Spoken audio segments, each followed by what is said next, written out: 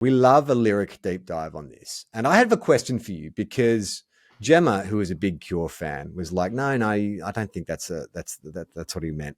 But you're a big Cure fan, and I wanted to pick your brain. The song Lullaby came on. And very first line of Lullaby is, on candy striped legs, the Spider-Man comes. And I said to Jem, do you think when Robert Smith was writing that, like he was aware that there was a very popular comic book character called Spider-Man, and that he at any point weighed up the benefits of mentioning Spider-Man and knowing that there'd be some smartass like Disney on Ice saying, oh, Disney's on Ice, who'd be like, oh, Spider-Man, web shooters, blah, blah, blah. And he's like, I just can't think of another metaphor that works as good as Spider-Man, and just stuck with it? Or is he such a goth? And he seems like a cool dude that he's never picked up a comic book. He doesn't have a TV. Like, could you be unaware of who Spider-Man was at the writing of this song? Like, when Lullaby, when was it written? Like, when was this song? I mean, I was literally trying to just Google that 1989. So 89.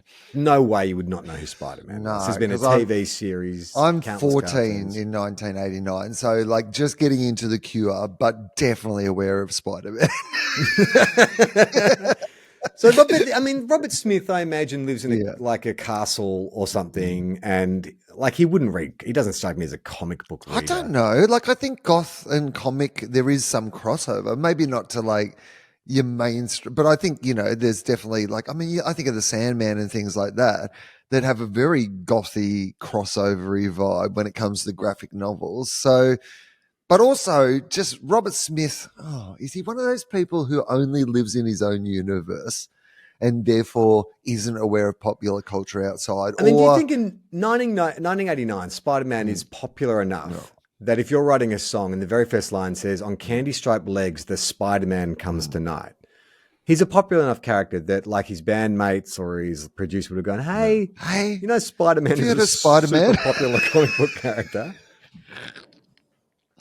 Is there any chance that, much like a band might want to do the opening music for a James Bond film, obviously very, prestigious, that he was making a play for the Cure to do the opening song of like a Spider-Man project that was in the works?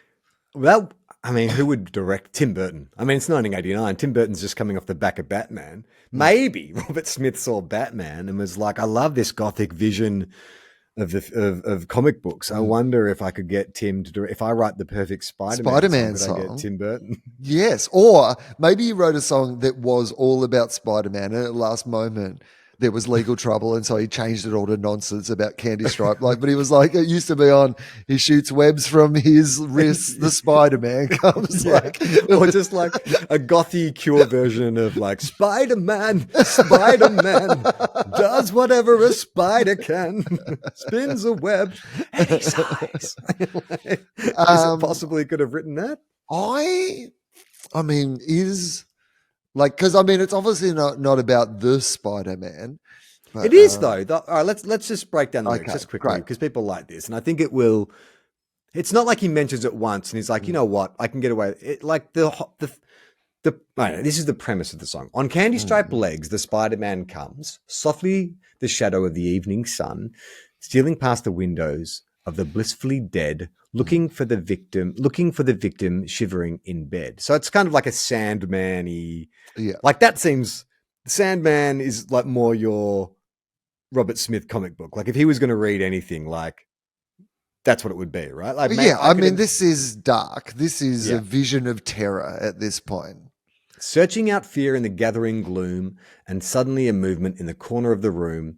And there is nothing I can do when I realize with fright the Spider-Man is having me for dinner tonight. Oh, actually, I feel like the Spider-Man might be a pedophile. Oh, yeah. Like, it feels it's a rock Spider-Man.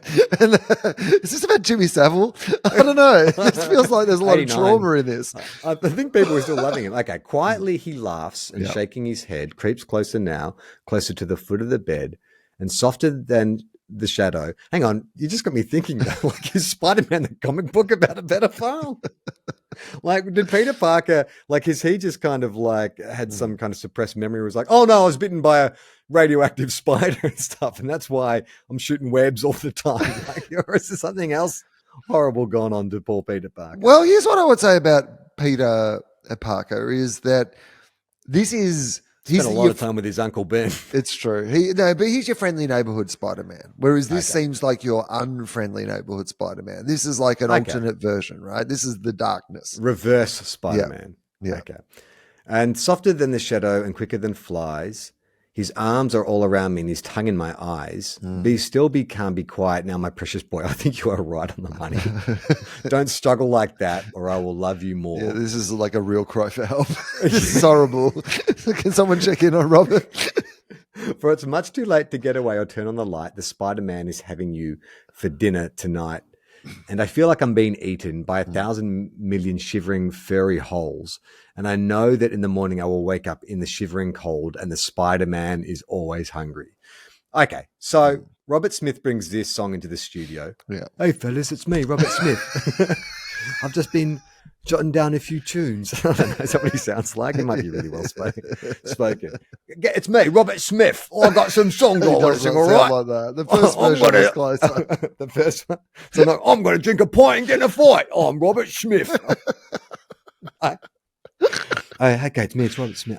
Robert Smith. I've written a song. Hey, fellas, I've got this great tune.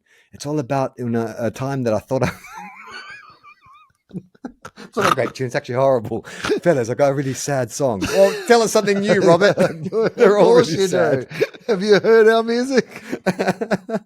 So he says to them, I'll just sing you the song. He gets out an acoustic guitar and he starts singing and he gets to the first line. Does anyone in the band go, Robert, beautiful, really like, what a maudlin but beautiful song. Spider-Man. Are you aware there's an incredibly popular children's hero called Spider-Man?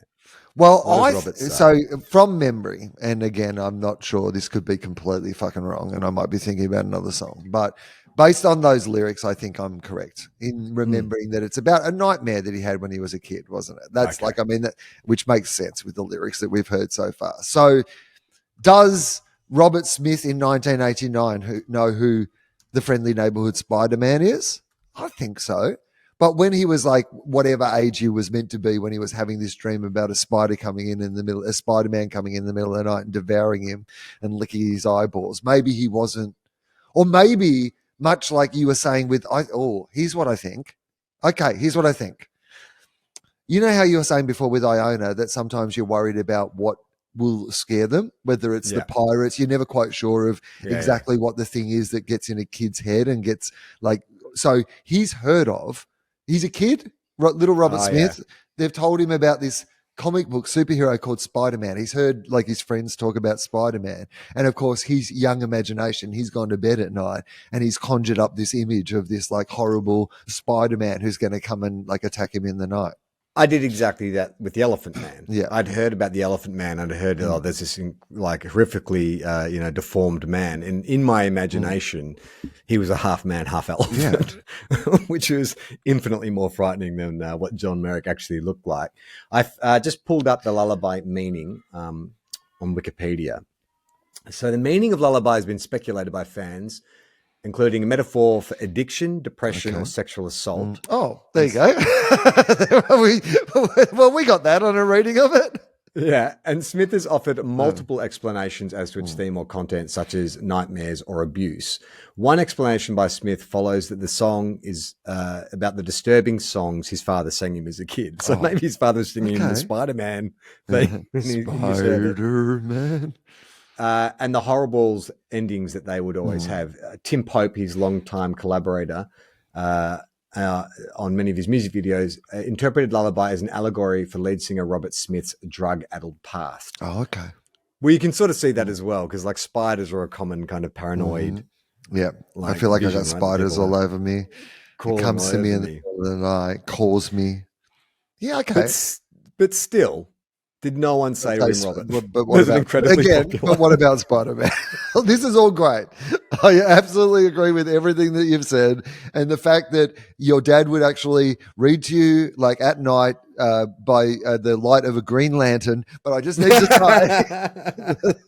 that just before you look in that lyric, Look, I'll always have your back, Robert. I'll Yeah. always go into bat for you. You can always call me like a Batman. Yeah. Robert's like, I've got a great idea for another tune. My friend's got my back. He's always in bat for me. He's a real Batman. No, no, no, no, no, no, no, no. All right, Robert, we have to we have to talk. Wouldn't that be amazing? He's just got like a dozen songs that all reference superheroes, but And not he's not directly or aware of specifically. any of them.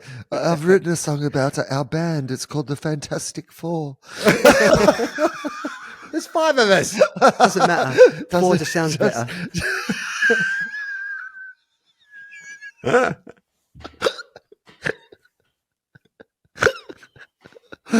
Oh man.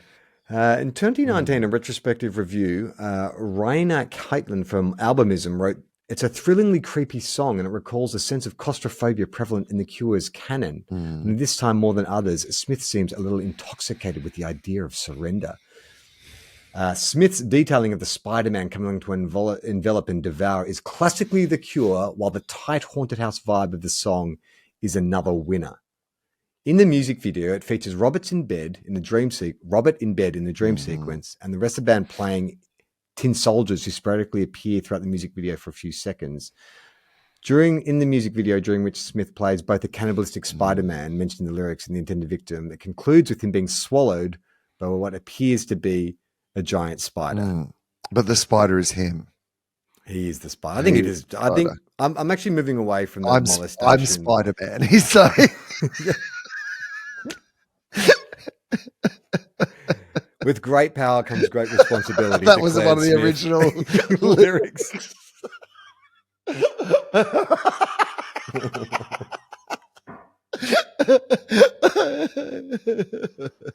I mean, they do have a knack, The Cure, of because I didn't really listen to The Cure as a teen. It wasn't until I started dating Gemma that I started listening to The Cure, and I remember I really like Closer, or was it Close to Me? Yeah, Close to Me. Close to Me, yeah.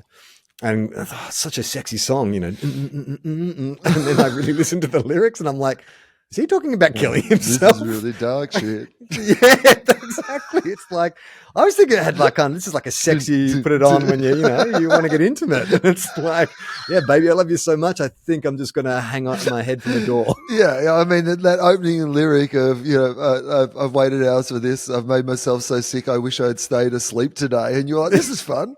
This is fun about sleeping in, right? This is great. Yeah, that's right. Everyone This is about suicide. You stuck suicide into a song.